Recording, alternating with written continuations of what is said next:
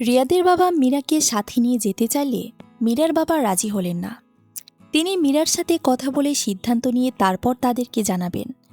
রিয়াদের বাবা যাওয়ার সময় ওনার কাঁধে হাত রেখে বললেন, বিআই সাহেব, আমরা সবাই সমাজেই থাকি। একবার মান সম্মানের দাগ লাগলে মুখ দেখানো দায় হয়ে যাবে। আপনারাও মান সম্মান যাবে। আপনি মেয়ের বাবা, আশা করব আপনি বুঝে শুনে সিদ্ধান্ত নেবেন। রিয়াদরা চলে গেল। রাতে শোয়ার আগে মীরার বাবা রিয়াদের বাবার বলে যাওয়া কথাগুলো তর্জমা করতে লাগলেন। মীরার মাকে ডেকে বললেন, মীরা কি কিছু বলেছে? ও কি চায়? ও তো শুধু কান্নাকাটি করছে। রিয়াদকে দ্বিতীয়বার বিশ্বাস করতে চাচ্ছে না। মীরার বাবা দীর্ঘশ্বাস ফেললেন, বললেন, এলাকার মানুষজন মীরার ব্যাপারটা নিয়ে প্রশ্ন করছে, কাউকেই জবাব দিতে পারছি না। আত্মীয় স্বজন কল করে সাজেশন দিচ্ছে যেন ডিভোর্স না হয়। মেয়ের ডিভোর্সই হলে বিয়ে দিতে নাকি সমস্যা হবে। কি করব বুঝতে পারছি না। স্বামীর কপালে চিন্তার ভাঁজ দেখে মীরার মা বললেন, এত সুন্দর সংসার আমার মেয়ের, মা হয়ে সেই সংসার ভেঙে যাক আমি চাই না। রিয়াদ যদি নিজেকে শুধরে নিয়ে ভবিষ্যতে এমন না করার প্রতিশ্রুতি দেয় তবে তো সমস্যা দেখি না। মেয়ে একবার ডিভোর্সি হলে এক বাচ্চার বাপ, আর নয়তো বয়স্ক কারো কাছে বিয়ে দিতে হবে। মীরার বাবা সব শুনলেন কিন্তু কিছু বললেন না। সব কিছু মিলিয়ে তিনি দ্বিধাদ্বন্দ্বেই ভুগছেন। সিদ্ধান্ত নিলেন কাল সকালে মীরার সাথে এই ব্যাপারে কথা বলবেন। সকালে মীরা এই ব্যাপারে কথা শুনতেই চুপ হয়ে গেল। মীরার বাবা মেয়ের মাথায় হাত রেখে অনেক কিছুই বোঝালেন। বললেন, মারে, একটা সুযোগ দিয়েই দেখ, হয়তো সে তার ভুল বুঝি আর এমন করবে না। একটা সংসার ভেঙে যা তো সহজ ব্যাপার না, তোকে সারাটা জীবন এর ফল ভোগ করতে হবে। মীরা ক্লান্ত কণ্ঠে বলল, আর যদি সে একই কাজ আবারও করে তখন? মীরার মা বললেন, ভরসা রাখ, করবে না, নেগেটিভ চিন্তা করিস না। এত সুন্দর সংসারটা একটা ভুলে ভেঙে দিস না। আরেকটা সুযোগ দিয়ে মা। মীরা কিছুক্ষণ চুপ থেকে বলল, ঠিক আছে, তবে তাই হোক, আমি ফিরে যাব। তবে পরের বার এমন হলে আমি আর তোমাদের কাছেও ফিরে আসব না। হয় আত্মহত্যা করব, নয়তো যেদিকে দুচোখ যায় সেদিকে চলে যাব। এটা বলে মীরা উঠে চলে গেল। মেয়ের কথা শুনে মীরার বাবা মা দুজনেই কিছুক্ষণ থ হয়ে বসে রইলেন, কিন্তু মেয়ের কথা এতটা আমলে নিলেন না। যে করে হোক মেয়ের সংসার আবার জোড়া লাগাতে বদ্ধপরিকর তারা। সন্ধ্যায় কল দিয়ে রিয়াদের বাবাকে জানিয়ে দিলেন মীরার সিদ্ধান্তের কথা। রিয়াদের বাবা খুশি হয়ে তখনই আসতে চাইলেন মীরাকে নিতে, কিন্তু মীরার বাবা জানালেন এভাবে তিনি মেয়ে দেবেন না। যেহেতু এত বড় মন মালিন্য হয়ে গেছে, তাই ঘরোয়াভাবে একটু খাওয়া দাওয়ার আয়োজন করতে চান। সেজন্য দুটো দিন সময় চান। রিয়াদের বাবা দুদিন সময় দিতে নারাজ। অনেক জোরাজুরির পর তিনি একদিন সময় দিতে রাজি হলেন। দেরি করলে কখন আবার মীরার সিদ্ধান্ত চেঞ্জ হয়ে যায় বলা তো যায় না। তাই যত দ্রুত সম্ভব মীরাকে নিয়ে আসতে চায়। রিয়াদ খুব খুশি হলো। সে তৎক্ষণাৎ মীরাকে কল করলো। দেখল মীরা তার নাম্বার আনব্লক করেছে। দুটো রিং বাজার পর মীরা কল ধরল। প্রথমে মীরা কথা বলতে না চাইলেও রিয়াদ জোর করে ঘন্টা দুয়ে কথা বলে ফেলল। ব্যাপারটা নতুন নতুন প্রেমে পড়ার অনুভূতি পেল সে। মীরা ধীরে ধীরে সহজ হয়ে গেল তার সাথে। শত হোক রিয়াদ তার স্বামী, তার ভালোবাসার মানুষ। রিয়াদের থেকে সে বেশি দিন দূরে থাকতে পারবে না। কথা শেষ করে রিয়াদ একটা বিজয়ীর হাসি দিল। অবশেষে সে জিতে গেছে। যেভাবেই হোক মীরাকে আসতেই হচ্ছে তার কাছে। আজ মীরাদের বাড়িতে ছোটখাটো একটা আয়োজন করা হয়েছে। রিয়াদের পরিবার নিতে আসবে তাকে। তাদের কাছের কিছু আত্মীয় আর কয়েকজন কাজিন এসেছে। মেয়ে কাজিনরা মিলে মীরাকে হালকা সাজিয়ে দিল। খয়েরি রঙের শাড়িতে মীরাকে দেখতে বউ বই লাগছিল। অল্প কিছুক্ষণের মাঝেই রিয়াদের বাবা মা এসে পৌঁছালো। রিয়াদ আসেনি, সে অফিস থেকে ছুটি নেয়নি। তাই সে হাফ অফিস করে তারপর চলে আসবে। রিয়াদ মীরাকে বলেছে এখান থেকে নিয়ে যাওয়ার পর অফিস থেকে ছুটি নিয়ে দেশের বাইরে ঘুরে নিয়ে যাবে। তাই আজ ছুটি নেবে না। দুপুরের খাবারের সময় হয়ে গেলেও রিয়াদ আসলো না। সে কল করে জানালো জ্যামে পড়েছি, আসতে সময় লাগবে। সবাই যেন দুপুরের খাবার খেয়ে নেয়, তার জন্য অপেক্ষা করার প্রয়োজন নেই। সবাই খুশি মনে খেতে বসলো, শুধু মীরা খেলো না। সে রিয়াদ আসলেই খাবে। দুপুরের খাবারের পর 1 ঘন্টা হয়ে গেলেও রিয়াদের আসার নাম নেই। তাকে কল করেও পাওয়া যাচ্ছে না, তার ফোন অফ। সবাই টেনশনে অস্থির হয়ে গেল। রাস্তাঘাটে অ্যাক্সিডেন্ট হয়ে যায়নি তো? কারণ শেষবার রিয়াদ যখন কথা বলেছিল তখন রাস্তার গাড়ির আওয়াজ শোনা যাচ্ছিল। মীরার বাবা দ্রুত মীরার ভাইকে পাঠালেন রিয়াদের অফিসের দিকে। বাড়ির সবার আনন্দ অনেকটাই ম্লান হয়ে গেল। মাঝারি মানের হোটেলটার সামনে দাঁড়িয়ে রিয়ার ঠোঁট কামড়ে হাসল। ভেতরে তার জন্য অপেক্ষা করছে এনা। এনার সাথে আবারও একসাথে হবে এই বিষয়টা মনে করেই তার গা শিরশির করে উঠল। তবে আজই শেষ। মীরার সাথে সবকিছু নতুন করে শুরু করার আগে শেষবারের মতো এনার সাথ নিতে চায় সে। এরপর আর কোনোদিন দেখা করবে না এনার সাথে। তাই আজ একটু রয়ে সয়ে সময় কাটাবে। আর একটু তাড়াতাড়ি আসতে চেয়েছিল সে, কিন্তু রাস্তার জ্যাম দেরি করিয়ে দিল। এখন মীরাদের বাসায় যেতে দেরি হবে, ব্যাপার না, কোনো একটা মিথ্যে কথা বলে দিলেই হবে। রিয়াদ শেষ বাজাতে বাজাতে হোটেলের লবিতে আসলো।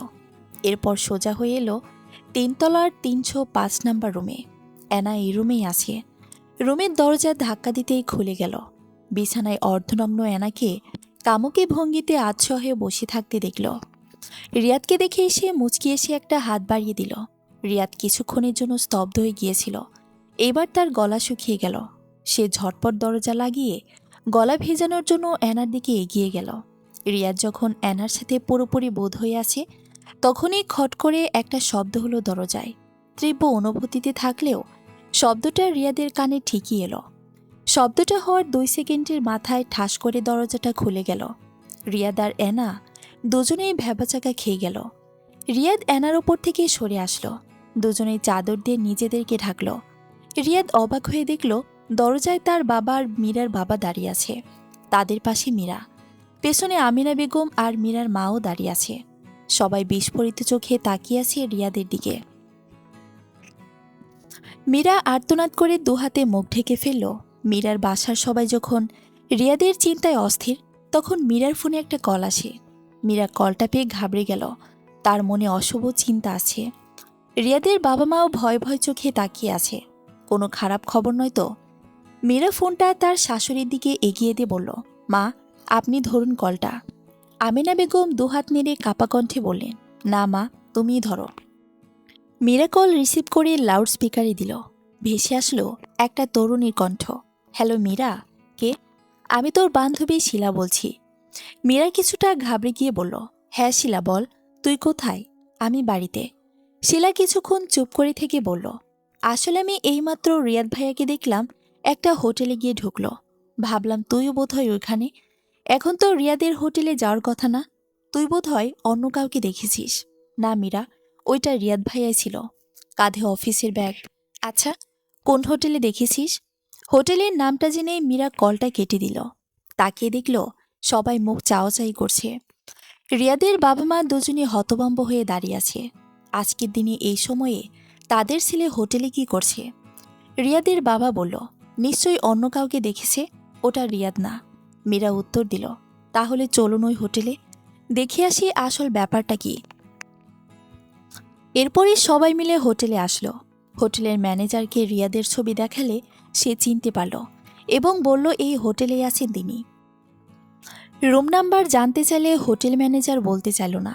মীরা টেবিলের উপর থাবা দিয়ে বলল, তাহলে বেশ, আমি পুলিশকে কল করছি।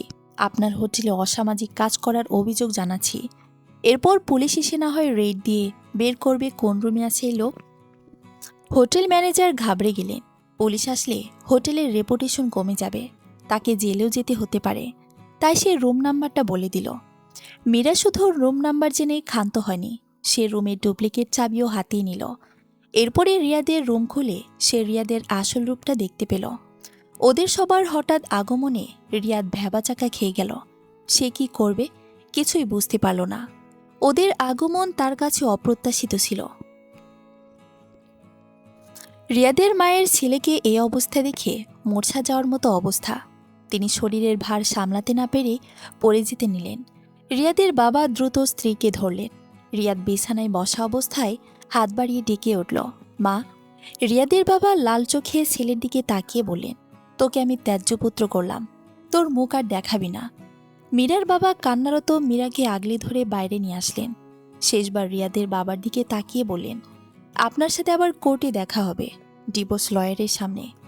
আস্তে আস্তে সবাই চলে গেল। রিয়াদ বন্ধ দরজার দিকে অবিশ্বাস নিয়ে তাকিয়ে বসে রইল। এনা রিয়াদের বাহুতে গাল ঘেঁষে বলল, চরম সুখের মাঝখানে কি ঝামেলাই না হলো? এখন কি করবে বেবি? কন্টিনিউ করবে নাকি? রিয়াদ নিজের বাহু ঝাড়া দিয়ে এনাকে দূরে সরিয়ে বলল, যা এখান থেকে। এনা বালিশে হেলান দিয়ে রিল্যাক্স মুডে বলল, কেন যে এসব পরকীয়াতে জড়াতে যাও? এবার বোঝো ঠেলা। রিয়াদ রাগে ফেটে পড়ে এনার গলা টিপে বলল, আমাকে উপদেশ দিচ্ছিস? আমি বিবাহিত জেনে তুই আমার সাথে শুতে এলি কেন শালি? তুই নিজেকে কি ভালো মানুষ? এনা ধাক্কা দিয়ে রিয়াদকে সরিয়ে দিল। কিছুক্ষণ দম নিয়ে কাশল। তারপর জামা কাপড় পরতে পরতে বলল, আগে তুই তো নিজের চরিত্র ঠিক কর। বউ থাকতে অন্য মেয়ের কাছে আসিস কেন? আমি কি তোর মাথায় পিস্তল ঠেকিয়ে শুতে বলেছিলাম আমার সাথে? তোর তো আমার সাথে দেখা হওয়ার প্রথম দিনই প্যান্ট খুলে যাচ্ছিল। রিয়াদ আরও কিছু বলার প্রস্তুতি নিচ্ছিল, কিন্তু এর আগেই এনা বেরিয়ে গেল রুম ছেড়ে। রুমের ভিতর একা স্তব্ধ হয়ে বসে রইল রিয়াদ।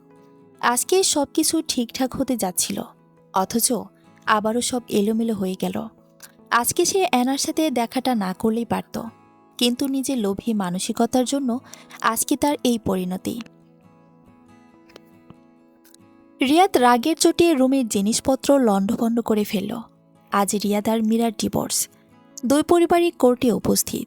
রিয়াদের বাবা মা আসতে চায়নি, কিন্তু রিয়াদের জন্য আসতে হয়েছে। ডিভোর্স পেপারে সাইন করে সব ফর্মালিটি শেষ করা হলো। মীরা কাছে, তার চেহারা বিধ্বস্ত। বাবার বুকে মাথা ঠেকিয়ে ফোপাতে ফোপাতে দুর্বল পায়ে রিকশায় গিয়ে উঠল সে। পেছনে রিকশায় মীরার মা আর মীরার ভাই। রিকশা দুটো চলে গেল। রিয়াদ কিছুক্ষণ সেদিকে তাকিয়ে রইল। তার নিজেকে কেমন যেন শূন্য শূন্য লাগছে। ডিভোর্স পেপারে সাইন করার আগ পর্যন্ত সে ক্ষমা চেয়েছে মীরার কাছে, কিন্তু কোনো লাভ হলো না। মীরা কাবিনের টাকাটা পর্যন্ত নেয়নি, টেবিলের উপর ছুঁড়ে ফেলে দিয়েছে। অনেক যুক্তি তর্ক দিয়েও তাকে কাবিনের টাকা গ্রহণ করানো যায়নি। রিয়াদের বাবা মা ছেলেটিকে একবার তীর্যক দৃষ্টিতে তাকালেন। রিয়াদের বাবা বললেন, এভাবে দাঁড়িয়ে না থেকে আমাদের জন্য রিকশা ডেকে আনো। শুধু তোমার মায়ের জন্য এখনও তোমাকে আমি বাড়িতে জায়গা দিচ্ছি। রিয়াদ মাথা নিচু করে চলে গেল রিকশা ডাকতে। রিয়াদের বাবা মা দুজনেই করুণ চোখে ছেলের দিকে তাকিয়ে রইলেন। একটা মাত্র ছেলে তাদের, সে এরকম বিপদে গেছে তা তারা মেনে নিতে পারছে না। ওপরে ওপরে কঠিন থাকলেও ভেতরে ভেতরে ছেলের সংসার ভেঙে যাওয়ার কষ্ট তারাও পাচ্ছেন। এখন তাদের একটাই পরিকল্পনা, ছেলেকে এই পথ থেকে ফিরিয়ে নিয়ে আবারও বিয়ে দিয়ে সংসারে করা। একমাত্র ছেলেটাকে এভাবে ধ্বংস হতে দেওয়া যাবে না। ডিভোর্সের 2 মাস কেটে গেলেও রিয়াদ ব্যাপারটা ভুলতে পারে না।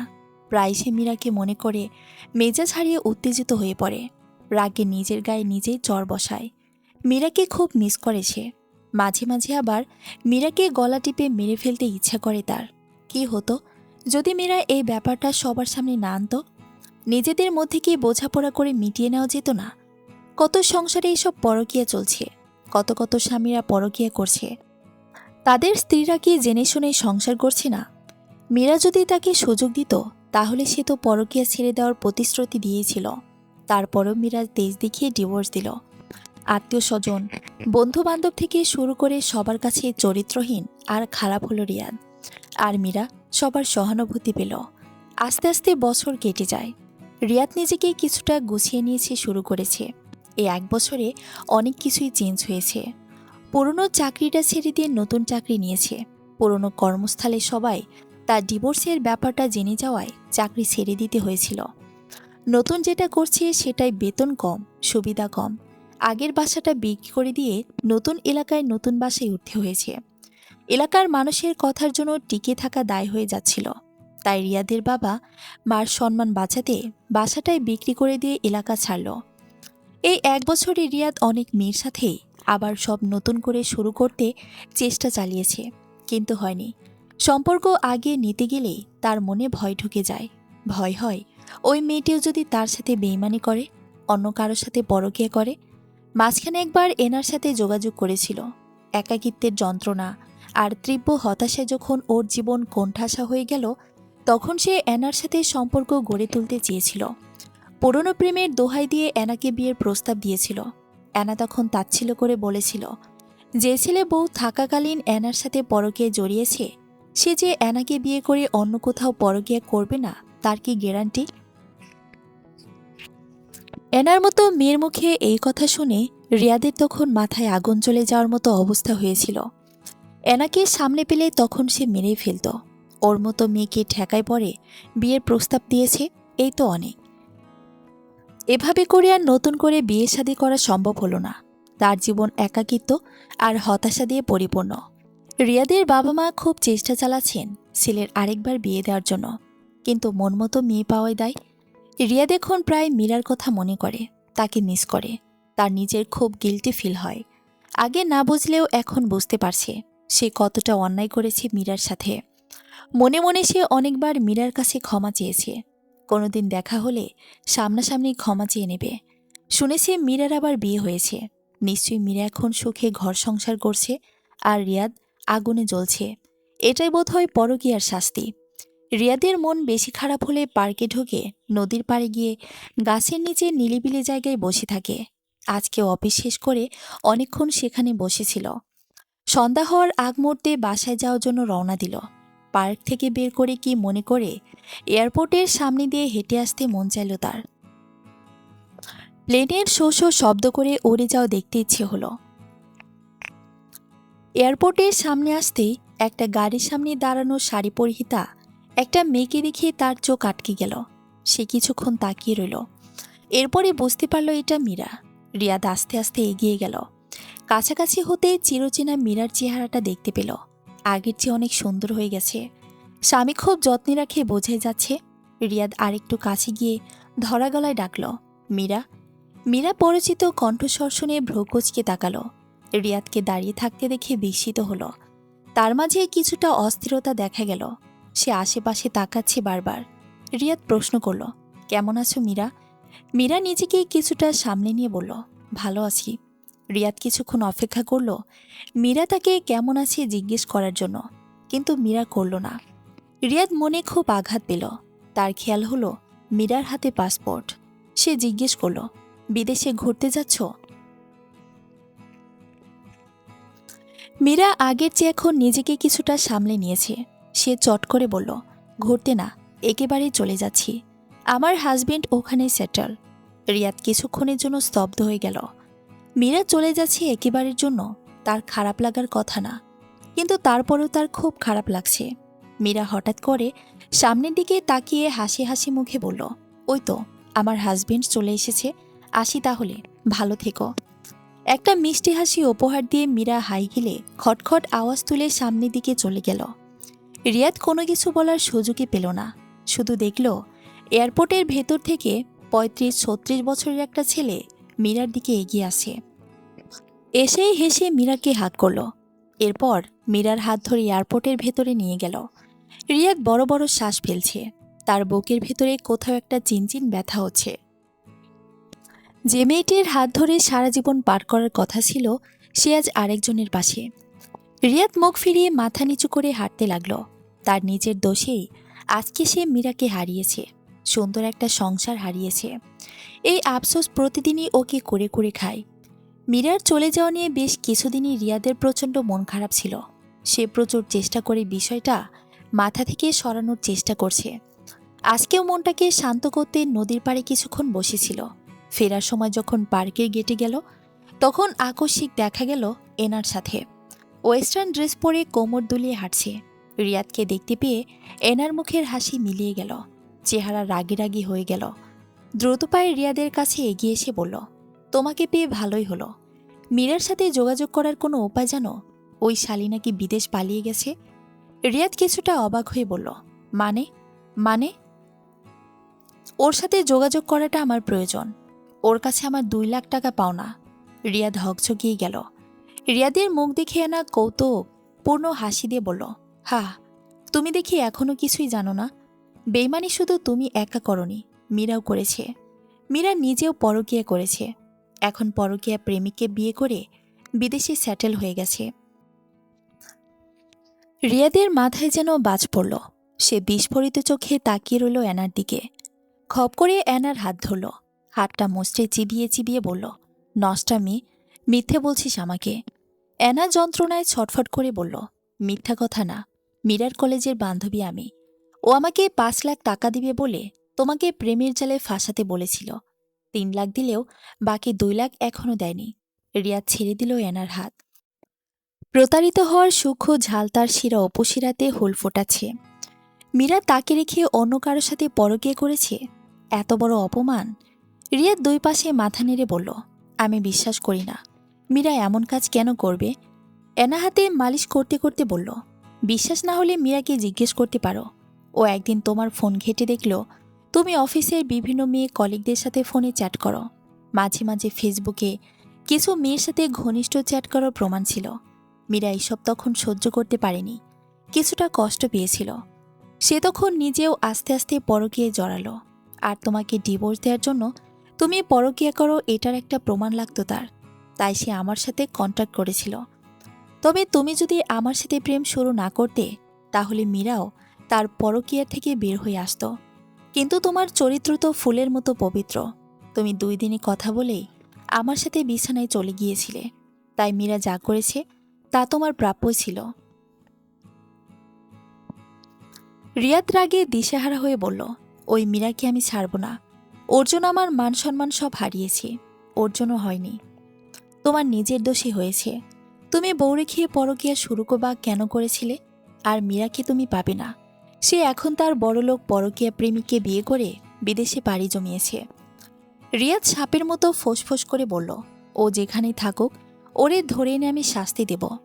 এনা রিয়াদের দিকে ইঙ্গিতপূর্ণ হাসি দিয়ে বলল, তোমাকে শাস্তি দিতে হবে না, এই পাপের শাস্তি সবাই এমনিই পেয়ে যায়। রিয়াদ ধপ করে পার্কের গেটের পাশে বেদিটাতে বসে পড়ল। মীরা তাকে এইভাবে ধ্বংস করে দিয়ে নিজেই সুখে শান্তিতে থাকছে, এটা তার সহ্য হচ্ছে না। এনা রিয়াদের গালে হাত ছুঁয়ে বলল, কোনোদিন দরকার পড়লে আমাকে ডেকো, তবে আগের মতো ফ্রিতে হবে না। এমনিতেও তোমার এক্স বইয়ের কাছে 2 লাখ টাকা পাও না। যাই হোক, এখন তাহলে আসি বেবি। এনা চলে গেল। রিয়াদ বড় বড় নিঃশ্বাস ফেলতে লাগলো। মীরা এত বড় ধোঁকা দিল তাকে। এটা সত্যি সে অফিসের মেয়ে কলিগদের সাথে ফ্লার্ট করত। ফেসবুকে অনেক মেয়েদের সাথে অবিবাহিত পরিচয় দিয়ে ঘনিষ্ঠ চ্যাটও করত। মীরা এসব জেনে কোনো প্রতিক্রিয়া না দেখিয়ে নিজে একটা পরকীয়া করে রিয়াদকে ফাঁসিয়ে চলে গেল। এটাকে রিয়াদ কি বলবে, রিভেঞ্জ নাকি ধোঁকা? অবশ্যই ধোঁকা। রিয়াদকে দেখে বড়লোক ছেলে পটিয়ে বিদেশে সেটেলড হয়েছে। লোভী মেয়ে, ওকে কোনোভাবেই ছাড়া যাবে না। ওকে উচিত শিক্ষা দিতেই হবে, যেভাবে হোক। মীরা একটা বারে মদের গ্লাস হাতে বসে আছে। মদের গ্লাস থেকে ছোট ছোট চুমুকে মদ খাচ্ছে। বারটেন্ডার ছেলেটা তাকে অনেকক্ষণ থেকে লক্ষ্য করছিল। মীরাকে মোটামুটি সে চেনে, অনেকদিন থেকেই মীরার এখানে আসা যাওয়া। ছেলেটি মীরার কাছে এসে হেসে ইংরেজিতে বলল, হে বিউটিফুল, আরও কিছু লাগবে তোমার? মীরা মাথা নেড়ে না করল, তার কিছু লাগবে না। ছেলেটি চলে গেল না। সে টেবিলের উপর 2 হাত রেখে ঝুঁকল মীরার দিকে, বলল, আপসেট কেন তুমি? স্ট্রং কিছু দেব নাকি? ছেলেটার দিকে তাকালো মীরা। আলাপ জমানোর চেষ্টা করছে সে, কিন্তু মীরার আগ্রহ হচ্ছে না। সে ছোট্ট করে বলল, নো থ্যাঙ্কস। মীরার আগ্রহ নেই দেখে ছেলেটা সরে গেল। মীরা গ্লাসে থাকা বাকি মদটা পুরোটাই গলায় ঢেলে দিল। না চাইতেও একটা দীর্ঘশ্বাস বেরিয়ে এলো ভেতর থেকে। ইদানিং তার দিনগুলো ভালো যাচ্ছে না। আরিয়ান তাকে একটুও সময় দিচ্ছে না। বিদেশে এসেছে 1.5 বছর হয়েছে। প্রথম কয়েক মাস ভালো কেটেছে তার। সমস্যা শুরু হয়েছে গত 6 মাস থেকে। আরিয়ানের বিজনেসে চাপ বেড়ে যাওয়ায় সে বাড়িতে কম, অফিসে থাকে বেশি। যদিও যতক্ষণ বাসায় থাকে ততক্ষণ মীরাকে সময় দেওয়ার চেষ্টা করে, কিন্তু মীরার মনে হচ্ছে কোথাও যেন একটা তাল কেটে গেছে। সে তার চাহিদা মতো সবকিছুই পেয়েছে, দামি গাড়ি, বাড়ি, গহনা, অনেক অনেক শপিং। তারপরও কেন যেন তার শান্তি নেই। আরিয়ান আর তার মাঝে সে যেন ভালোবাসা খুঁজে পাচ্ছে না। এটাকে রিয়াদের সাথে প্রতারণা করার ফল? মীরা মাথা ঝাড়া দিয়ে নিজেকে শাসালো। না না, এসব ভাবলে তার চলবে না। অনেক কষ্টে প্ল্যান প্রোগ্রাম করে রিয়াদের খপ্পর থেকে ছাড়া পেয়েছে সে। এখন নিজের ইচ্ছে মতো জীবন পেয়েছে। এ জীবন সে কিছুতেই নষ্ট হতে দিবে না। আর সে প্রতারণা করার আগে রিয়াদ প্রতারণা করেছে। সে তো তার ইচ্ছা অনিচ্ছা জলাঞ্জলি দিয়ে রিয়াদের সাথে সারা জীবন কাটাতে চেয়েছিল। কিন্তু যেদিন সে দেখল রিয়াদ অন্য মেয়েদের সাথে ফ্লার্ট করে, ঘনিষ্ঠ চ্যাট করে, তখন তার হৃদয় ছিন্ন বিচ্ছিন্ন হয়ে গিয়েছিল। তখনই সে সিদ্ধান্ত নিয়েছিল এভাবে আর না। সে এই সম্পর্ক থেকে বের হয়ে তার স্বপ্নের জীবন কাটাবে কোনো ধনী লোকের সাথে। তখন তার মনে পড়েছিল আরিয়ানের কথা। মাসখানেক আগে থেকেই আরিয়ানের সাথে তার পরিচয় ছিল। নর্মাল চ্যাট হতো। আরিয়ানের সাথে পরিচয় হয়েছিল হীরার জুয়েলারির রিভিউ দেয় এমন একটা গ্রুপ থেকে। হীরার জুয়েলারির প্রতি মীরার অন্যরকম টান ছিল, তাই এসব গ্রুপগুলায় তার আনাগোনা ছিল খুব। আরিয়ান সেখানে খুব দামি একটা হীরার হারের ছবি দিয়ে জানতে চেয়েছিল এই হারটা তার বন্ধুর বিয়েতে বন্ধুর বউকে উপহার দেওয়ার জন্য পারফেক্ট কিনা। সেখান থেকে মীরা আরিয়ানকে স্টক করা শুরু করে। আরিয়ানের প্রোফাইল ঘুরে বুঝতে পারে সে বিদেশে সেটেল এবং অত্যন্ত ধনী। তাই সে আরিয়ানের সাথে ইনবক্সে সখ্যতা গড়তে চাচ্ছিল। সে আরিয়ানের পোস্টগুলো ঘুরে দেখল, সবার কমেন্টের রিপ্লাই আরিয়ান দেয় না। তাই মীরা অন্যরকম কমেন্ট করে আরিয়ানের দৃষ্টি আকর্ষণ করতে চাচ্ছিল। আরিয়ান পরবর্তী পোস্ট করা মাত্রই মীরা অন্যরকম একটা কমেন্ট করল এবং আরিয়ান রিপ্লাই দিল। ব্যাস, এভাবে কয়েকটা পোস্টে কমেন্ট করতে করতে তাদের ইনবক্সেও আলাপ শুরু হলো। রিয়াদের এসব দেখার পর সে আরিয়ানের সাথে আরও বেশি বেশি কথা বলতে লাগলো। আস্তে আস্তে মীরা আরিয়ানের কাছে মিথ্যা গল্প বলে সিম্প্যাথি নিতে লাগলো। তাকে বলল তার স্বামী পরকীয়া করে এবং প্রায় মীরাকে মারধর করে। আরিয়ান যখন তার কথায় গলতে শুরু করলো তখন সে যোগাযোগ করলো অ্যানার সাথে। অ্যানাকে সে ভালোভাবে চিনত, তার চরিত্র সম্পর্কেও জানত। তাই তাকে টাকার লোভ দেখাতেই সে রাজি হলো রিয়াদকে ফাঁদে ফেলতে। এই পুরোটা সময় মীরা রিয়াদকে সবসময় নজরে রেখেছে। অ্যানার সাথে চ্যাটিং করার সময় সে নিজে থেকেই সরে গিয়ে রিয়াদকে সুযোগ করে দিত, যাতে রিয়াদ ভালোভাবে অ্যানার সাথে চ্যাট চালিয়ে যেতে পারে। এমনকি অ্যানা কল করলেও মীরা না বোঝার ভান করে রিয়াদের কাছে ফোন নিয়ে যেত। অ্যানিভার্সারির দিন রিয়াদ তার জন্য সোনার ফিনফিনে চিকন একটা হার নিয়ে আসলো। দেখেই মীরার মেজাজ খারাপ হলো। অন্তত এই দিন তো একটু ডায়মন্ড ছোঁয়াতে পারত তাকে। অথচ কয়েকদিন আগে মীরার জন্মদিনে আরিয়ান তাকে ডায়মন্ডের কি সুন্দর একটা ব্রেসলেট পাঠালো। রিয়াদের কাছে সেটা পাথরের ব্রেসলেট, নিজে কিনেছে বলে চালিয়ে দিয়েছি। মীরার আরও মেজাজ খারাপ হলো যখন সে অ্যানার কাছ থেকে জানতে পারল যে রিয়াদ আজকের দিনেও অ্যানার সাথে ঘনিষ্ঠ সময় কাটিয়েছে। ব্যাপারটা মীরার খুব আত্মসম্মানে আঘাত করেছিল। তাই সে অ্যানাকে বলে দিয়েছিল সে যেন মাঝরাতে রিয়াদকে কল দেয় আর সে গিয়ে তাকে হাতে নাতে ধরতে পারে। এসব ভাবতে ভাবতে মীরার মাথাটা আবারও ভনভন করে উঠল। সে বারটেন্ডার ছেলেটাকে ডেকে আরও এক গ্লাস মদ নিল। মদে বেশ বড় একটা চমক দিল।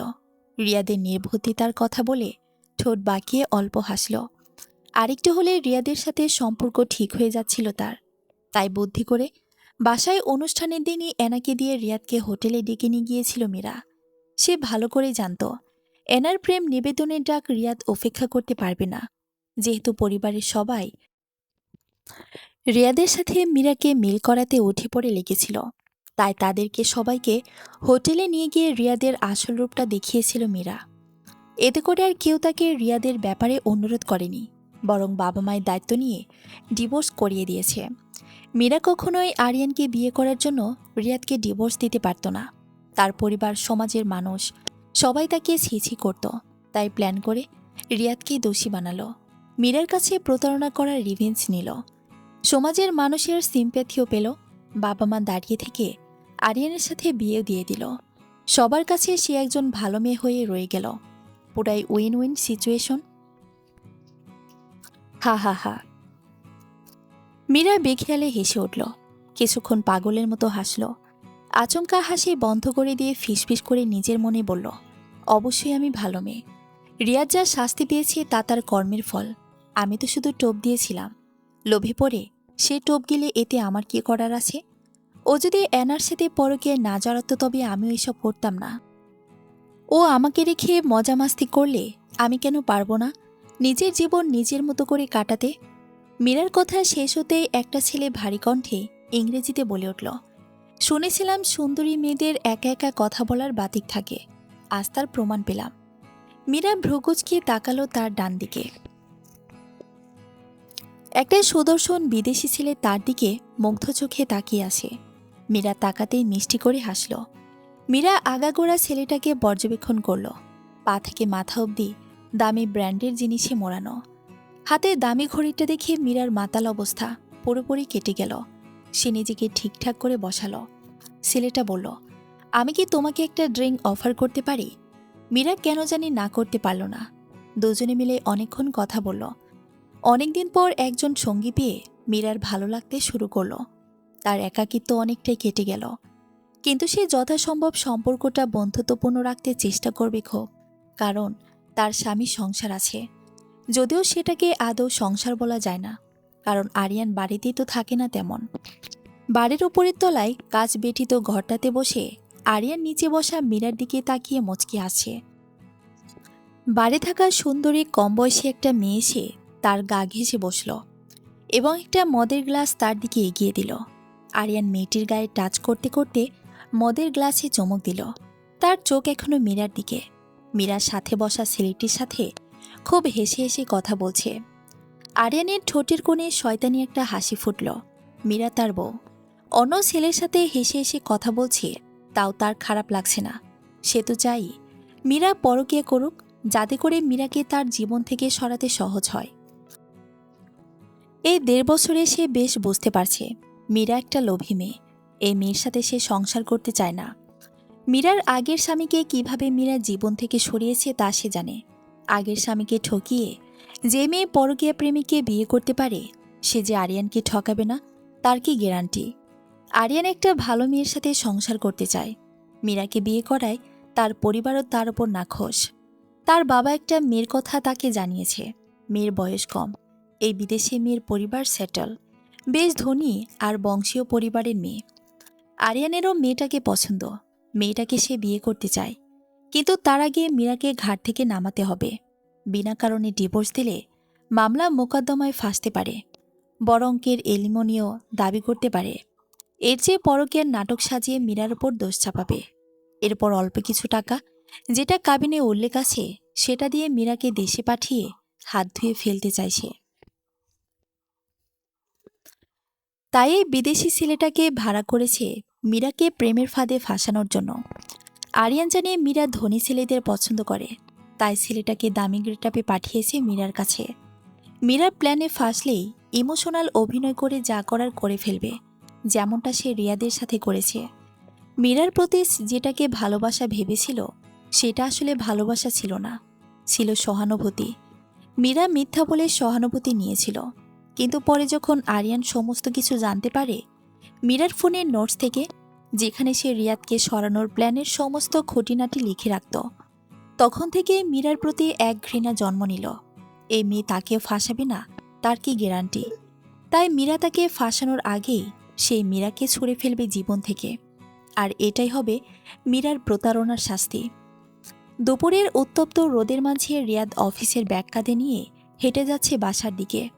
আজ অফিস শেষ না করেই বের হয়ে পড়েছে। কাল হয়তো বসের গালি শুনতে হবে, হয়তো চাকরি নিয়েও টানাটানি পড়বে।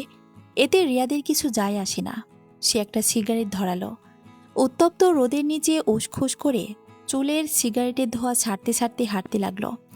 মাথায় তার চিন্তা কিভাবে মীরার কাছে পৌঁছাবে। 2 বছরের ওপরে চলতে লাগলো, এখনো মীরার কোনো খোঁজ পাচ্ছে না। মীরা পর্যন্ত না পৌঁছালে অবধি তার মন শান্ত হবে না। গত 2 বছর যাবতই এক অস্থির জীবন কাটাচ্ছে সে। মীরার উপর প্রতিশোধ নিয়ে এরপর তার জীবনে শান্তি হবে। কিভাবে প্রতিশোধ নিবে তা এখনও ঠিক করেনি। আগে তো মীরার কাছে পৌঁছাক, তারপর দেখা যাবে। রিয়াদ একটা দোকানের ছায়ায় দাঁড়িয়ে সিগারেটের শেষ টান দিল, তারপর ছুঁড়ে ফেলে দিয়ে আবার একটা সিগারেট ধরালো। তীব্র রোদে চোখ কুঁচকে রাস্তার দিকে তাকালো। রোদ যেন আগুন। রিয়াদ 3 রাস্তার মোড়টার দিকে আনমনে তাকিয়ে থেকে সিগারেটের টান দিতে লাগলো। আচমকা তার চোখ আটকে গেল রাস্তার অপর পাশে দাঁড়ানো একটা মেয়ের দিকে। মাথায় ওড়নার ঘোমটা দেওয়া একটা মেয়ে দোকান থেকে কি যেন কিনছে। রিয়াদের খুব চেনা লাগলো মেয়েটাকে। রিয়াদ মেয়েটার দিকে আনমনেই তাকিয়ে রইল। হঠাৎ করে বিদ্যুৎ স্পৃষ্টের মতো চমকে উঠল সে। মেয়েটি মীরা। রিয়াদ এখনও মেয়েটির মুখ দেখতে পাচ্ছে না, কিন্তু সে নিশ্চিত এটা মীরা। রিয়াদ সিগারেটটা ফেলে দিয়ে গাড়ি ঘোড়ার কোনো কিছু পরোয়া না করে রাস্তার মাঝখান দিয়ে সোজা হেঁটে মীরার দিকে এগোতে লাগলো। মীরা তার দিকে পিছন ফিরে তাকিয়ে আছে। রিয়াদ স্থির হয়ে শটান দাঁড়িয়ে রইল মীরার পাশে। সে মীরার মুখটা দেখার অপেক্ষা করছে। মীরা দাম মিটিয়ে রিয়াদের দিকে ফিরতেই মুখটা রিয়াদ ভালোভাবে দেখল। হ্যাঁ, এটা মীরা। কিন্তু মীরা তার দিকে তাকালো না। সে দোকানের ফেরত দেওয়ার টাকাগুলো গুনতে গুনতে ফুটপাত ধরে হাঁটতে লাগলো। রিয়াদ কিছুক্ষণ বিস্ময়ে আচ্ছন্ন হয়ে দাঁড়িয়ে রইল। এরপর দ্রুত পায়ে হেঁটে গিয়ে মীরার বাহুতে ধরে নিজের দিকে ফিরালো। বাহুতে আচমকা টান পেয়ে মীরা ব্যথা পেয়ে আহ শব্দ করে উঠল। চোখ তুলে দেখল তার সামনে দাঁড়িয়ে আছে রিয়াদ। রিয়াদকে দেখে মীরার মুখটা হা হয়ে গেল। সে দেশে আসার পর থেকে রিয়াদের সাথে যেন দেখা না হয়ে যায় তার সর্বাত্মক চেষ্টা করেছে, কিন্তু শেষমেশ দেখা হয়ে গেল। রিয়াদের উস্কো খুস্কো চুল আর লাল চোখ দুটো দেখে মীরার ভয় হলো। রিয়াদ হিংস্র চোখে কিছুক্ষণ মীরার দিকে তাকিয়ে রইল। কম দামি একটা থ্রি পিস পরে আছে মীরা। এয়ারপোর্টে যেমন দেখেছিল চেহারায় সেই রকম চকচকে ভাবটা নেই। রিয়াদ স্বাভাবিকভাবে প্রশ্ন করলে, কবে দেশে আসলে? বেড়াতে আসলে বুঝি? হাজবেন্ড কোথায় তোমার? মীরা থতমত খেল। নিজেকে সামলে নিয়ে বলল, এই তো কিছুদিন হলো হাজবেন্ড বাসায় আছে। তাই? তবে তো তাকে তোমার আসল রূপটার কথা জানাতে হবে। কোথায় বাসা? চলো সেখানে। রিয়াদের কথা শুনে মীরা যা বোঝার বুঝে ফেলল। রিয়াদ জেনে গেছে সব। মীরা আমতা আমতা করে বলল, কী সব বলছ? কিসের রূপ? রিয়াদ খামচি দিয়ে মীরার হাত ধরে হিংস্র কণ্ঠে বলল, আমি তোর সব ছলাখলা জানি। তোর ওপর প্রতিশোধ নেওয়ার জন্য এতগুলো দিন অপেক্ষা করে আছি। আজ তা পূর্ণ করব। তোর বাপ মা, স্বামী সবাইকে জানাবো সব। তারপর জানাবো সমাজের মানুষকে। তোর বাপ মা বাসা পাল্টেছে তাই না? নিয়ে চল সেখানে আমাকে, নয়তো তোকে মেরে পুঁতে ফেলব। মীরা ঢোক গিলল। ভয়ে ঘামছে সে। রিয়াদ যা বলছে তা যদি করে তবে মীরার আর কোনো আশা নেই। আরিয়ান তাকে পরকীয়া সংক্রান্ত কারণে ভুল বুঝে ডিভোর্স দিয়েছে। এরপর কাবিনে টাকা দিয়ে দেশে পাঠিয়ে দিয়েছে। মীরা আরিয়ানের অনুপস্থিতিতে অন্য একটা ছেলের সাথে জড়িয়ে পড়েছিল। আরিয়ানের কাছে সে সমস্ত প্রমাণ ছিল, তাই মীরার কিছুই করার ছিল না। আরিয়ানের থ্রেটের মুখে ডিভোর্স পেপারে সাইন করে দেশে চলে আসতে বাধ্য হয়েছে। আরিয়ান দয়া করে তাকে দেশে পাঠানোর ব্যবস্থা করেছে, আর নয়তো বিদেশের রাস্তায় একা পড়ে থাকতে হতো। বাড়িতে এসে বাবা মায়ের কাছে মীরা সত্যটা বলতে পারেনি। বলেছে কয়েকদিনের জন্য দেশে বেড়াতে এসেছে। এত কিছু জানলে তার বাবা মায়ের কাছেও তার জায়গা হবে না, তাই সে নিজেকে বাঁচাতে মিথ্যার আশ্রয় নিয়েছে। এখন রিয়াদ যদি সব ফাঁস করে দেয় তবে তো মীরার দিক থেকে তার মা বাবা মুখ ফিরিয়ে নেবে। মানসিকভাবে বিপর্যস্ত মীরা আতঙ্কিত হয়ে গেল। সে কোনো কিছু বিবেচনা না করেই রিয়াদের হাত ঝাড়া দিয়ে ছাড়িয়ে দৌড়াতে লাগলো। রিয়াদও উন্মাদের মতো দৌড় দিল মীরার পেছনে। অল্প চিৎকার করল মীরাকে উদ্দেশ্য করে। রাস্তার লোকজন এভাবে দুটো প্রাপ্তবয়স্ক ছেলেমেয়েকে দৌড়াতে দেখে বেশ আগ্রহ নিয়ে তাকিয়ে রইল। মীরা রাস্তার মাঝখান দিয়ে ছুটতে লাগলো। ভাবল রাস্তা পেরিয়ে ওপারে গিয়ে কোনো একটা চিপা চাপায় লুকিয়ে পড়বে। আর রিয়াদও হয়তো এতটা পরিশ্রম করবে না তাকে ধরতে। কিন্তু তার ধারণা ভুল প্রমাণ করে দিয়ে রিয়াদ জ্ঞানহীনের মতো তার পিছু করতে লাগলো। এভাবে চলতে থাকলে কয়েক সেকেন্ডের মাঝেই রিয়াদ তাকে ধরে ফেলবে। মীরা উপায়ন্তর না পেয়ে স্টেশনে ঢুকে পড়ল। ভাবল ভিড়ের মাঝে হারিয়ে যাবে। স্টেশনে ঢুকে গেটের বাম পাশে দৌড় দিল মীরা।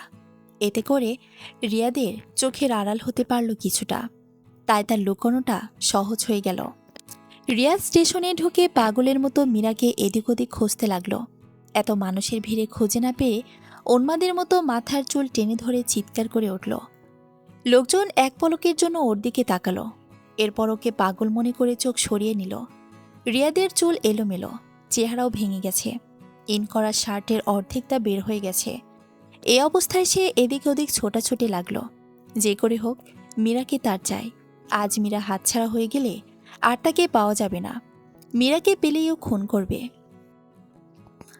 মীরা স্টেশনে দেয়াল ঘেঁষে স্তূপ করে রাখা বস্তার পেছনে লুকিয়ে থেকে কাঁপছে। খুব সতর্ক দৃষ্টিতে আড়াল থেকে রিয়াদের দিকে নজর রাখছে। বস্তার চুপের পেছনে থাকায় পিঁপড়া থেকে শুরু করে বিভিন্ন পোকা তাকে কামড়াচ্ছে। আর গরম লাগছে খুব। কিন্তু মীরা এসব সহ্য করে ঘাপটি মেরে বসে রইল সেখানে। রিয়াদ পাগলের মতো হন্যে হয়ে খুঁজছে তাকে, তাই রিয়াদ না যাওয়া পর্যন্ত এখান থেকে সে বের হবে না। একসময় অসহ্য হয়ে প্রচণ্ড আক্রোশে সে কান্না করে দিল। নিজের এমন করুণ অবস্থা সে মেনে নিতে পারছে না। কোথায় ছিল সে আজ আটকার কি পরিণতি? এমন পরিণতিতেও রিয়াদের মনের ঝাল মিটছে না। সে এসেছে প্রতিশোধ নিতে। মীরার সমস্ত রাগ পড়ল রিয়াদের ওপরে। রিয়াদ তার বাসা পর্যন্ত পৌঁছে গেলে আর সবাই জেনে গেলে তার বাবা মায়ের কাছেও আর ঠাঁই মিলবে না। এটা সে হতে দিতে পারে না। প্রয়োজনে রিয়াদকে সে খুন করবে। এত সব চিন্তার মাঝে স্টেশনে একটা ট্রেন থামলো। ট্রেনটাকে দেখে মীরার মাথায় একটা বুদ্ধি আসলো। সে যদি রিয়াদের চোখ ফাঁকি দিয়ে ট্রেনে উঠে পড়ে তবে কেমন হয়? পরে না হয় কাছাকাছি কোনো স্টেশনে নেমে পড়লেই হবে। আপাতত রিয়াদের পিছু নেওয়া তো ছাড়ানো যাবে। মীরার মনে আশার সঞ্চার হলো। সে ট্রেনে ওঠার সুযোগের অপেক্ষায় বসে রইল। ট্রেনে ওঠার সময় রিয়াদ দেখে ফেলে আবার কেলেঙ্কারি হয়ে যাবে। মীরা আশেপাশে তাকালো, দেখল একটা পরিবারের সবাই অনেক ব্যাগ নিয়ে ট্রেনে ওঠার জন্য আসছে। ওদের দেখে মনে হচ্ছে বস্তার স্টুপটার সামনে দিয়ে হয়তো যাবে। মীরা ওড়না দিয়ে গা মাথা ঢেকে নিল। এরপর ওরা আসতেই ওদের দলটার সাথে মিশে গেল। আর চোখে একবার দেখল রিয়াদকে। রিয়াদ এক জায়গায় দাঁড়িয়ে অস্থির হয়ে এদিক ওদিক দেখছে। মীরা চোখে সরিয়ে নিল। সে দ্রুত মানুষজনকে ধাক্কা মেরে সরিয়ে দিয়ে ট্রেনে উঠে পড়ল। ট্রেনে উঠে মুখ ঢেকে ভিড়ের মাঝে দাঁড়িয়ে রইল। আল্লাহ করে অপেক্ষা করতে লাগলো কখন ট্রেন ছাড়বে। মিনিট দুয়েক পরে ট্রেন ছেড়ে দিল। আস্তে আস্তে ট্রেনের গতি বাড়ল। স্টেশন ছেড়ে ট্রেন বেরিয়ে যেতেই মীরা হাঁপ ছেড়ে বাঁচল। সে কয়েকটা বগি ঘুরে ট্রেনের একদম শেষ বগিটাতে আসলো। ট্রেনের শেষ দিকে হওয়ায় এই বগিটা বেশ ফাঁকা। মীরা বগিটার শেষ প্রান্তের কোণার দিকে একটা খালি সিটে জানালার ধারে বসল। গায়ে মাথায় দেওয়া ওড়নাটা সরিয়ে গায়ে একটু বাতাস লাগালো। রিয়াদকে আবারও ঘোল খাওয়াতে পেরে খুশি মনে হাসল। আনমনে হেসে এক পলক সামনে তাকিয়েই সে থমকে গেল। রিয়াদ দাঁড়িয়ে আছে। এলোমেলো চুল আর পোশাক, সাথে ঠান্ডা দৃষ্টিতে তাকিয়ে থাকায় তাকে অশরীরীর মতো লাগছে। রিয়াদ হঠাৎ সাইকোর মতো ঠোঁট বাঁকিয়ে অল্প হাসল। এরকম হাসি দেখে মীরার আত্মা উড়ে গেল। তার কেমন জানি ভয় হতে লাগলো। ট্রেনের দোলনির সাথে তাল মিলিয়ে হেলে দুলে রিয়াদ ট্রেনের সিট ধরে ধরে অপ্রকৃতস্থ এর মতো মীরার সামনে সিটটা এসে ধপ করে বসে পড়ল। মীরা ভয়ে ট্রেনের সিটের সাথে সেটে গেল। রিয়াদ আগের মতোই দৃষ্টি দিয়ে তাকিয়ে আছে মীরার দিকে। অনেকদিন যাবৎ তার জীবনের একটাই লক্ষ্য, আর সেটা হচ্ছে মীরার উপর প্রতিশোধ নেওয়া। আজ সে মীরাকে ছাড়বে না। গত কয়েক বছর যাবৎ সে যে অপমান সহ্য করেছে, আজ মীরাকেও সে অপমানের স্বাদ নিতে হবে। সমাজের সবার চোখে আঙ্গুল দিয়ে মীরার আসল রূপটা দেখিয়ে দিবে আজ। তবে না শান্তি। আজ এতগুলো দিন পর রিয়াদ শান্তিতে ঘুমাবে। এগুলো চিন্তা করে রিয়াদ শরীর নাড়িয়ে হেসে উঠল। তাকে সম্পূর্ণ অপ্রকৃতস্থের মতো লাগলো দেখতে। মীরা ভয়ে আশেপাশে তাকালো। বগিটার শেষের এই 2-3টা সিটে কেউ নেই। সামনের সিটগুলোয় মানুষ ছড়িয়ে ছিটে বসে আছে। কারোর এদিকে দৃষ্টি নেই। যে যার কাজে ব্যস্ত। কাজেই কারো কাছ থেকে সাহায্য পাওয়ার আশা সে ছেড়ে দিল। সে নিজেই নিজেকে বাঁচানোর ছক কষতে থাকলো মনে মনে। কয়েক মুহূর্তে তার প্যানিক অ্যাটাক হতে লাগলো। শরীর কাঁপছে। নিজেকে বুঝ দিয়ে সান্ত্বনা দিল, কিন্তু এতে প্যানিক করা বন্ধ হলো না। এই অবস্থায় সে একটা কঠিন সিদ্ধান্ত নিল। সে রিয়াদকে মেরে ফেলবে। বেঁচে থাকলে রিয়াদ কোনোদিন তার পিছু ছাড়বে না। মীরা জীবনে একটু শান্তি চায়। যেখানে যাচ্ছে সেখানেই কেবল তার জীবনে অশান্তি আছে। এই অশান্তি থেকে সে মুক্তি চায়, কিন্তু রিয়াদের জন্য সেটা সম্ভব না। রিয়াদ তাকে শান্তি দিবে না। তার একমাত্র সম্বল হচ্ছে বাবা মা আর সমাজের মানুষের সিম্প্যাথি। সেটাও যদি নষ্ট হয় তবে ওর যাওয়ার জায়গা থাকবে না। এর চেয়ে রিয়াদকে খুন করে এই অধ্যায়ের এখানে ইতি ঘটানোই ভালো। মীরা আর রিয়াদ দুজনেই পরস্পরের চোখের দিকে তাকিয়ে রইল। তাদের দৃষ্টিতে ঘৃণা, ক্ষোভ আর আক্রোশ। দুজন দুজনকে পারলে যেন এক্ষুনি ছিঁড়ে ফেলে। দূর থেকে ট্রেনের হুইসেলের শব্দ শোনা গেল। মীরা জানালা দিয়ে মাথা বের করে দেখল একটা ট্রেন দেখা যাচ্ছে দূরে। ট্রেনটা পাশে রেললাইন দিয়ে যাবে। মীরার চোখে মুখে শয়তানি হাসি ফুটে উঠল। সে হুট করে বসা থেকে দাঁড়িয়ে পড়ল। এরপর দ্রুত চলে গেল ট্রেনের দরজার কাছে। মীরার এরকম চলে যাওয়া দেখে রিয়াদ ভাবল মীরা পালাচ্ছে। সেও দ্রুত তার পিছু নিল, কিন্তু মীরা থেমে গিয়ে দরজার কাছে দাঁড়িয়ে রইল। মীরার মতিগতি রিয়াদের বোধগম্য হচ্ছে না। সে মীরার কাছে গিয়ে মুখোমুখি দাঁড়িয়ে দাঁতে দাঁত ঘষে ফিসফিস করে বলল, আবার কি ফোন দিয়ে আটছিস নষ্টা? পালাবি ভাবছিস? পালাতে পারবি না আর। মীরা সজরিয়ে রিয়াদকে ধাক্কা দিয়ে বলল, তোকে খুন করার ফোন দিয়ে আটছি। রিয়াদের মাথায় রক্ত উঠে গেল। সে ঠাটি একটা চর বসালো মীরার গালে। মীরা এত বড় একটা চর খেয়েও রাগ করল না। সে হাতে একটা সুযোগ পেল। এটাই তো সে চেয়েছিল। কোনো একটা ঝামেলা বাঁধিয়ে রিয়াদের সাথে হাতাহাতির ছলে ধাক্কা দিয়ে তাকে ট্রেন থেকে ফেলে দেওয়া। ঝামেলা না হলেও ক্ষতি ছিল না। রিয়াদকে ভুলিয়ে ভালিয়ে দরজার কাছে নিয়ে নিজে থেকেই ধাক্কা দিয়ে ফেলে দিত। অন্য ট্রেনটার শব্দ ক্রমেই কাছে আসে। মীরা কিছু না ভেবে ঝাঁপিয়ে পড়ল রিয়াদের ওপর। রিয়াদকে ধাক্কা দিয়ে ট্রেনের দরজার কাছে নিয়ে যেতে থাকল। রিয়াদ মীরার প্ল্যান ঘূর্ণাক্ষরে জানতে পারল না। সে মীরার ধাক্কায় নিজে থেকে দরজার কাছে চলে এলো। তার উদ্দেশ্য মীরাকে দরজার কাছে এনে ফেলে দেওয়ার ভয় দেখানো। কিন্তু মীরার মনে তখন অন্য কিছু। সে রিয়াদকে খুন করতে বদ্ধপরিকর। তার বিবেক বিবেচনা সমস্ত কিছু হারিয়ে বসেছে সে। রিয়াদ মীরার ঘাড়ে আর হাতে জোর করে দরজার হাতে চেপে ধরল। দমকা হাওয়ায় দুজনের চুল আর জামা কাপড় উড়ছে। মীরা এক পলক ট্রেনের দরজা দিয়ে বাইরে তাকালো। দেখল অন্য ট্রেনটা কাছে চলে এসেছে, আর কয়েক মুহূর্তের মাঝেই তাদের ট্রেনটাকে ক্রস করবে। মীরা দ্রুত নিজের সিদ্ধান্ত নিল। রিয়াদের হাত থেকে প্রথমে নিজেকে সম্পূর্ণ মুক্ত করে তারপর রিয়াদকে ধাক্কা দিতে হবে। এমনভাবে ধাক্কা দিতে হবে যেন রিয়াদ পাশের রেললাইন বরাবর গিয়ে পড়ে। মীরা দেরি করল না। 1 সেকেন্ডও তার কাছে অনেক দামি। মীরা হাত মুঠো করে যত জোরে সম্ভব রিয়াদের নাক বরাবর ঘুষি মারল। নাকে ঘুষি খেয়ে রিয়াদ মীরাকে ছেড়ে দিয়ে নিজের নাক চেপে ধরল। মীরা তৎক্ষণাৎ রিয়াদকে দরজার দিকে পিঠ দিয়ে দাঁড় করিয়ে তার বুকে দুহাতে সজোরে ধাক্কা দিল। ধাক্কা খেয়ে পড়তে পড়তে রিয়াদ অবাক চোখে তাকালো মীরার দিকে। হয়তো এতক্ষণে সে তার নিয়তি বুঝে গিয়েছে। রিয়াদকে ধাক্কা দেওয়ার সাথে সাথে রিয়াদ বাঁচার তাড়নায় তার সহজাত প্রবৃত্তির দরুন মীরার বাম হাতটা আঁকড়ে ধরল, যেটা দিয়ে সে রিয়াদকে ধাক্কা দিল। ধাক্কা দেওয়ার পর হাতটা তখনও সে নিচে নামাতে পারেনি। মীরা চমকে উঠল।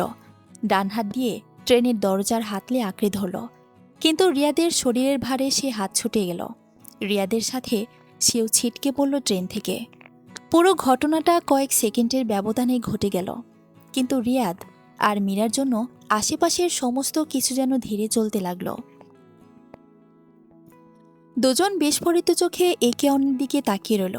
যে চোখে আক্রোশ আর প্রতিশোধের আগুন ছিল, সেই চোখে জন্ম নিল ভয় আর আতঙ্ক। কিছুটা দুঃখবোধও জন্ম নিল। ট্রেন থেকে পাশের রেললাইনে ছিটকে পড়ার পর কোনো সিদ্ধান্ত নেওয়ার আগেই অন্য ট্রেনটি নির্দয় দানবের মতো ছুটে এলো তাদের দিকে। ছুটে আসা ট্রেনটার দিকে তাকিয়ে সে সময়ে দুজনেই দুজনকে আঁকড়ে ধরল। পরিশিষ্ট এসআই জহিরুল হক নাকমুখ কুঁচকে রেললাইনের ওপর টুকরো হয়ে থেতলে যাওয়া মৃতদেহগুলোর দিকে তাকিয়ে আছে। 40-এর ওপর বয়স তার। চাকরির বয়সও নেহাত কম নয়। এসব বিকৃত লাশ দেখে দেখে অভ্যস্ত তিনি। এএসআই শামীম তাকে উদ্দেশ্য করে বলল, স্যার, সব দেখে তো মনে হচ্ছে দুজন নারী পুরুষ একসাথে ট্রেনে কাটা পড়েছে। মনে হচ্ছে সুসাইড কেস। যেই কেস হোক, লাশ দুইটা মর্গে পাঠানোর ব্যবস্থা করো। ওদের পরিবারের খোঁজ নিয়ে তাদেরকে ঘটনাটা জানাও। আশেপাশের লোকজন কেউ কিছু দেখেছে কিনা খবর নাও। শামীম চলে গেলে জহিরুল হক একটু দূরে এসে সিগারেট ধরালেন। হাত ঘড়িতে সময় দেখলেন। এসব শেষ করতে করতে বিকেল হয়ে যাবে। কে যে এদেরকে ভর দুপুরে রেললাইনে এসে মরতে বলেছিল। ভাবনার মাঝেই তার বউ কল করল। খুবই বিরক্ত হলেন তিনি। তা সত্ত্বেও কল ধরলেন। হাসি হাসি মুখ করে মধুর সুরে বউয়ের সাথে আলাপও করেন। স্পষ্ট জানিয়ে দিলেন ফিরতে রাত হবে। কলটা কেটে দিয়ে বউকে উদ্দেশ্য করে বললেন, শালি, তোর যন্ত্রণায় বাঁচি না। এরপর একটা মুখস্থ নাম্বার ডায়াল করলেন। ওপাশ থেকে কল ধরতেই কামুক কণ্ঠে বললেন, বিকেলের দিকে আসবো সোনা, তৈরি থেকো। ওপাশ থেকে নারী কণ্ঠটি কিছু একটা উত্তর দিল। তা শুনে জহিরুল আরও কামুক কণ্ঠে কিছু অশ্লীল কথাবার্তা বললেন। এরপর কয়েকটা চুমু দিয়ে কল কেটে দিলেন। কল কেটে এএসআই শামীমের দিকে বিদ্রুপের চোখে তাকালেন। শামীমের বউই তার প্রেমিকা। অফিসের এক কলিগের বিয়ের অনুষ্ঠানে শামীমের কচি বউকে দেখে নিজেকে আর সামলাতে পারেনি জহিরুল হক। ঘরে বউ পুরনো হয়ে গেছে, তাই সারাদিন এসব বিকৃত লাশ দেখিয়ে বেড়ানো পুলিশি জীবনে একটু আধটু এসবের প্রয়োজন আছে। বিকেলের আগে শামীমকে কেসের দায়িত্ব দিয়ে জহিরুল হক বেরিয়ে গেলেন অন্য একটা তদন্তের বাহানা দিয়ে। জহিরুল হক চলে যেতেই শামীম এদিকটার কাজ কোনো মতে শেষ করে কনস্টেবলদেরকে বাকি সব সামলাতে বলল। তারপর কল করল তার নিজের প্রেমিকাকে। কল করে বলল, স্যার, অন্য একটা তদন্তের জন্য বেরিয়ে গেছে, আসবো নাকি? ওপাশ থেকে কিছু একটা শুনে শামীম হো হো করে হেসে উঠল। বলল, বাড়িতে কোচে বউ তো কী হয়েছে? আমার তোমার মতো একটু বয়স্ক মহিলাদের ভালো লাগে। বাড়ির বউ হচ্ছে সাদা ভাত আর প্রেমিকা বিরিয়ানি। মাঝে মাঝে বিরিয়ানি খেতে হয়। আসি আমি। শামীম কল কেটে দিল। জহিরুল হকের ৩৮ বছর বয়সী বউয়ের সাথে তার পরকীয়ার সম্পর্ক। একটা বিয়ের অনুষ্ঠানে তাদের আলাপ, এরপর মেসেঞ্জার চ্যাটিং। তখন থেকেই বুঝতে পারে জহিরুলের স্ত্রী একাকিত্বে ভুগছেন। সেই সুযোগ কাজে লাগিয়ে জহিরুলের স্ত্রীর সাথে পরকীয়া চালিয়ে যাচ্ছে সে। স্যারের বউয়ের সাথে পরকীয়া চালাতে পেরে খুব গর্বিত সে। জহিরুলের নাকের ডগায় বসে তার বউকেই ভোগ করছে, অথচ জহিরুল টেরও পাচ্ছে না। নিজেকে খুবই চালু ভাবে সে। বাঁকা হেসে মনের খুশিতে বাইক স্টার্ট দিল শামীম। গন্তব্য পরকীয়া। সমাপ্ত।